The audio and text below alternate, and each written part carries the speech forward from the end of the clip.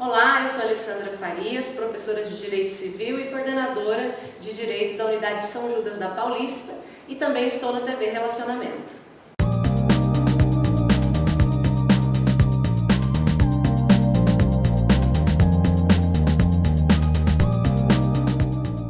Olá, internautas, iniciamos mais um programa Gestão Executiva. Já tivemos no passado a oportunidade de convidar esse excelente profissional que está sempre atualizado e eu gosto muito que ele venha para nos trazer assim a sua visão, o seu olhar do mercado para as empresas. Paulo Miyamoto, gratidão, grande amigo também. Né? Obrigado. Muito obrigado, viu, pela tua presença aqui. Imagina, eu que fico grato. Ô Paulo, hoje você é um grande especialista, principalmente na área de mapeamento, né? Quando as pessoas, muitos internautas vão falar, mas o que é esse, ele faz aquele mapa do Brasil, faz um mapa do estado de São Paulo e tal. Não, é empresarial. Então eu queria que você falasse e descrevesse numa linguagem fácil, tá? Evita a sopa de letrinhas, por favor, tá? Claro, perfeito. Realmente, quando a pessoa fala mapeamento, para o leigo pode pensar que é um mapa, né? Mas na verdade, quando a gente vai nas organizações e fala de mapeamento de processos, né? É você transformar essas ideias, o que acontece numa empresa, sequência de atividades, em um fluxo lógico. Para que isso? Porque muitas vezes a empresa cresce, os processos vão sendo adaptados, muitas vezes pelos próprios funcionários, e o fundador, ele perde a visão de como a coisa é executada. E com isso, esse mapeamento ele dá uma luz para o fundador ou o gestor poder olhar como que ficou o processo. Paulo, e ele evita retrabalhos, né? Perfeito. Quantas vezes a gente vai entrar numa empresa onde a pessoa, o setor que está lá, fala assim, olha, como está falando isso aqui, eu vou criar uma rotina de conferência de entrada, para que a qualidade seja melhor. Ótimo. Porém, a hora que você passa numa próxima etapa, por exemplo, vendas faz isso para conferir. Aí passa de repente para uma área financeira. Adivinha? Na área financeira também tem um setor de conferência. E às vezes as áreas não se conversam. E às vezes a mesma informação é checada duas vezes, até mais, pelo outro setor também, né? Então a gente consegue pegar esse tipo de coisa. Ok. E aí, fala um pouquinho das metodologias que você tem estudado e que ajuda a você ter essa visão, esse olhar em cima dos problemas empresariais. Perfeito. A mais tradicional que se tem para quem faz mapeamento é utilizar o chamado BPMN, que é uma metodologia de você mapear negócio. E dentro disso aí, uma vez que você mapeia, você tem um fluxo de promover a melhoria. E nessa de promover a melhoria, o mais difundido no mundo é o tal do PDCA, onde você planeja, executa, controla, checa e age, né? Porém, na década de 80, foi criado no mundo a tal da metodologia Six Sigma, que é onde eu uso muito, que é muito baseado em fatos e dados. E nessa hora de você apresentar dados, é onde a gente consegue mostrar, elucidar para as pessoas que às vezes aquele processo repetitivo que ele está fazendo há muitos anos, às vezes não está atualizado e adequado para o momento. E o Six Sigma fez a GE ter aquele grande crescimento, né, na época do Jack Welch, né? Perfeito. Eu inclusive trabalhei na GE, né, onde eu tive o treinamento lá. Sim. E aí o que aconteceu de diferente? Quando você digita Six Sigma, você vê que a história mostra assim, foi fundada pela Motorola, a parte fabril, onde normalmente nas fábricas, indústrias, é muito normal você ter formulários para anotar, ou seja, dados. Agora, na área de serviço, não é normal. É verdade. Na área de serviço, uma contabilidade, faturamento, atividades que a gente chama transacionais, não é normal você ter dados. E é justamente essa metodologia que você consegue aplicar para qualquer setor, qualquer um que você possa imaginar. Então tem muitos casos interessantes que eu poderia falar, mas a parte de serviço é o que a gente deslumbra mais, porque é uma coisa inédita, né? Fábrica é normal, você tem indicador, gente de qualidade, engenheiros técnicos, né? Mas na área que não é técnica, você tem uma carência desse tipo de coisa. E uma das dificuldades que o pessoal operacional tem, por exemplo, é quando alguém chega e fala assim, o que você precisa? Olha, eu preciso desse sistema aqui, porque a empresa lá comprou e estão falando que é bom, já conversando com todo mundo e tal. Aí fala, tá, e quanto custa? X. Se implantar, quanto que tem o retorno desse investimento? Eles não sabem muitas vezes. Exatamente. Isso, aliás, é um ponto que eu observo muito em empresas de tecnologia.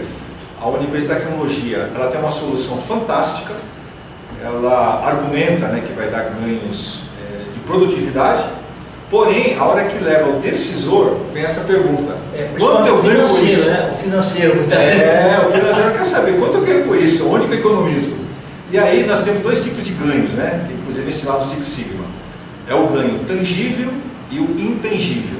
O que é o ganho tangível? O tangível é aquele que você vai na contabilidade da controladoria e fala o seguinte: olha, tá vendo aquela linha de despesa ali, multas por atraso? Vamos reduzir. Tá vendo aquela linha de hora extras? Vamos reduzir. Tá vendo aquela linha de desperdício, material que eu tive que sucatear? Vamos resolver. Então você consegue medir de um período para outro o tangível, quanto que você economizou. E o intangível é o seguinte. E pode até fazer indicadores aqui, né? Pode fazer indicadores, inclusive por intangível, que é assim, por exemplo, o pessoal está mais feliz. Feliz? Como que você mede a felicidade?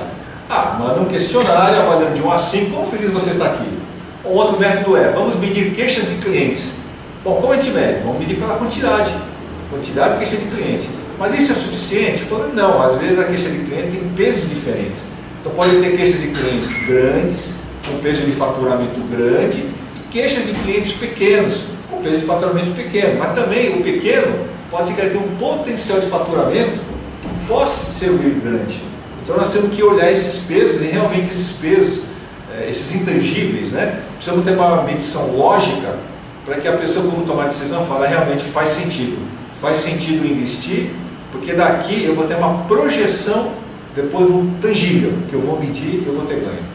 Paulo, você me fez lembrar, tem empresas grandes que, fazendo essa análise, eles viram o seguinte, que 20% do faturamento, aliás, 80% do faturamento das empresas, né, era em cima de 20% de clientes.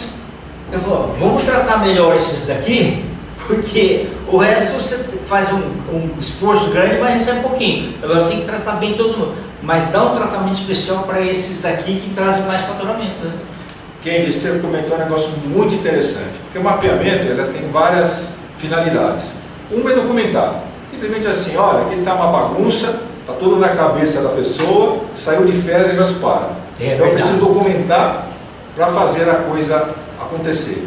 A outra é o seguinte, eu preciso mapear para eu entender o risco.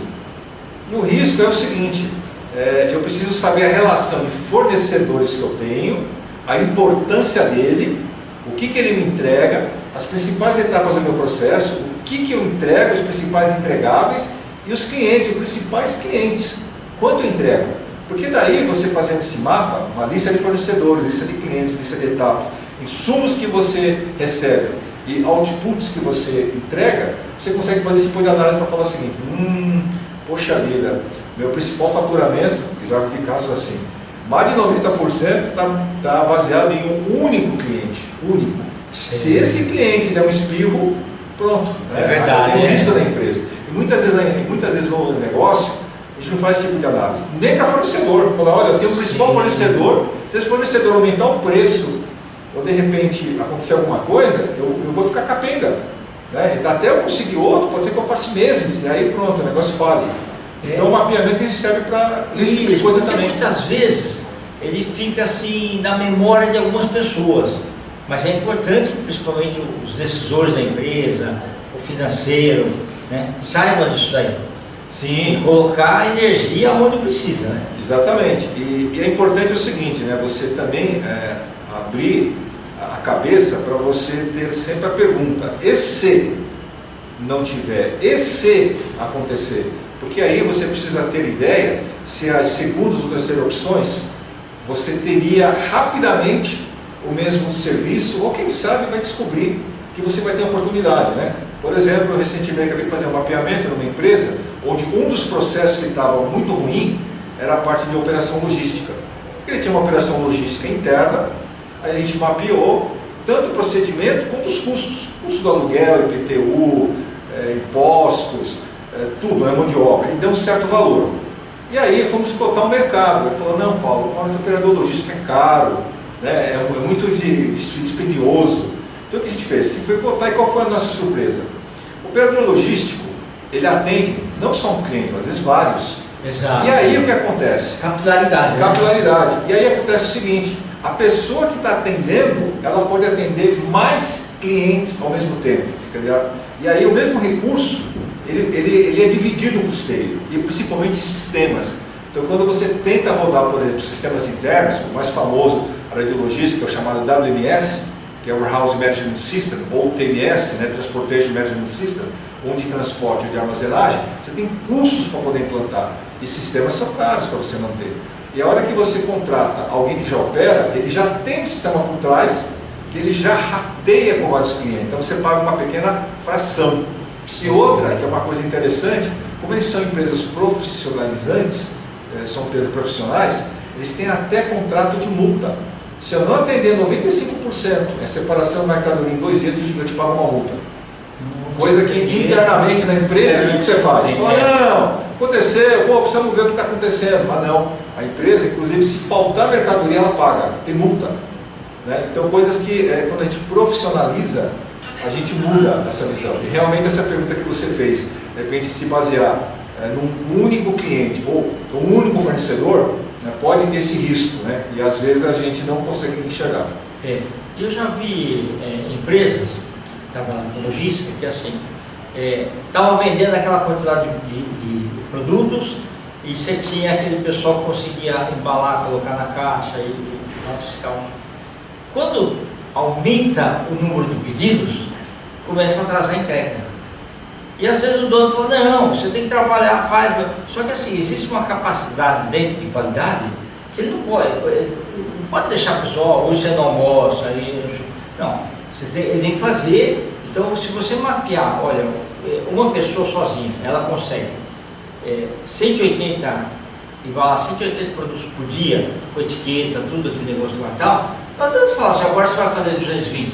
Perfeito. Quem disse que se você colocar mais uma pessoa, às vezes fica mais caro. É verdade. Quem disse me lembrou do caso seguinte, também um outro cliente que eu fui mapear, que era um operador logístico. Ele falou assim, Paulo, é o seguinte, eu tinha aqui empilhadeiras que eu preciso trocar e eu estou na dúvida se eu compro nova, o que eu faço? Né? Porque a produtividade não está respondendo. Meu cliente quer aumentar o volume e eu não tenho capacidade. Então eu estou na dúvida se eu contrato mais gente, compro mais empilhadeira é cara, né? Empilhadeira elétrica hoje pode chegar até 1 milhão cada uma, então é um negócio caríssimo. Aí eu comecei a observar o seguinte, deixa eu ver como que você trabalha. Aí eu comecei a observar o seguinte, o cliente na verdade tinha 2 turnos, um começava cedo, às 6 e até às 2, o segundo turno chegava a dar 1 e até acho que às 8. Aí eu comecei a observar o seguinte, a rotina, né? Em primeiro lugar, eram 10 operadores de manhã, 10 operadores à tarde. No primeiro horário das 6 às 7, um abastecedor que chegava no mesmo horário, parava todas as empilhadeiras para abastecer. Nessa aí, 10 pessoas ficavam esperando a empilhadeira ser abastecida. Então já perdeu com isso a produtividade. 1 hora de produtividade de 10 pessoas. Quando chegava a hora do almoço, né, que é da 1 no meio-dia às 2, o pessoal ia parar para almoçar e nessa chegava o segundo turno. Adivinha? Segundo turno ia almoçar junto. Então, os 10 do primeiro turno, mas os 10 do segundo turno iam almoçar juntos. Então eram 20 pessoas paradas com as empilhadeiras, no mínimo 10 paradas. Aí quando voltava do almoço, você tinha 20 pessoas e 10 empilhadeiras. E aí? Só 10 que iam usar. Então as 10 pessoas do primeiro turno ficavam esperando o ônibus que de saída. Né? Então você também perdia a produtividade. E outra também que eu olhei também é a quantidade de empilhadeira. A empresa não tinha 10, a empresa tinha 18. Porque era o seguinte, 15 que ficava à disposição, porque ao longo dos dias eu fui mapeando e eram trocadas, porque tinha um defeito, eu não sei o que. Então tinha dia que trocava 15 empilhadeiras para 10, porque 5 pifavam. E eram frequentes. Então ele tinha um trem que estavam pifadas eternas. Né? Então era 18, só 10 que usavam constantemente. E aí com isso eu fui levantar o histórico da vida útil da empilhadeira. E aí pelo fabricante tinha lá tantas mil horas de uso, eu já tinha ultrapassado um monte de horas de uso. E com isso você tem o custo do ativo sendo depreciado com baixo uso. Então, primeira ação, você alterar o turno, né, para não deixar as coisas casar. Com isso você aumentar a produtividade no mínimo 20%. Né? E aí, com isso, também é observar o seguinte, poxa, se pifa todo dia 50% dos equipamentos, eu acho que está na hora do fabricante alternar. Então, esse tipo de coisa é uma projeção de produtividade. De fornecedor, né? Exatamente. Mas é importante, assim, um olhar diferenciado, né, Paulo? É verdade. Porque muitas vezes, assim, quando é o fundador da empresa, ele olha a empresa como um coração. Não, mas é muito, sim, pelo lado emocional da coisa, né? Verdade. E deixa passar muita coisa, porque fala, aquele coitado aqui lá me ajudou no começo, não sei o que lá. Só que assim, tem que mostrar resultados, né? É verdade. Eu acho muito importante ter em algum momento na empresa e rever os seus processos, né? Sim. Nem que seja para fazer um diagnóstico, falar assim, estou indo bem, ou então, poxa vida, né? Aquela etapa do processo, eu precisava ter tido uma revisão, porque na época funcionou bem, mas hoje, de repente, como fazendo diagnóstico, eu descubro que tem coisas que eu precisaria melhorar. E tem coisas hoje que já podem ajudar. Sim. 80% dos ganhos estão mais relacionados à parte de melhoria de processo, ou seja, mudança de procedimento, 20% de investimento ou de TI ou de equipamentos, coisa desse tipo. Tá certo. Ô, Lô, nós estamos em instantes finais, quero que você volte outras vezes, tá? Será um você prazer. Pode deixar seus contatos, por favor? Claro. Gostaria de deixar o meu e-mail, paulo.miyamoto, Miyamoto em japonês, como vocês sabem, escrever aqui. @gmail.com. Também tem um site, né? Quality Six Sigma, então é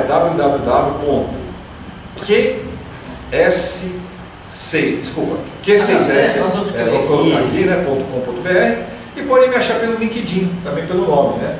E eu fico bastante agradecido, né? Qualquer pessoa que queira obter mais informações. E você principalmente, Kendi, pelos anos de amizade e pela oportunidade aqui. Muito bom revê-lo sempre, meu amigo. Obrigado. Obrigado. Internautas, com os agradecimentos então a esse fantástico profissional Paulo Miyamoto, nós finalizamos mais uma Gestão Executiva. Um grande abraço e até a próxima.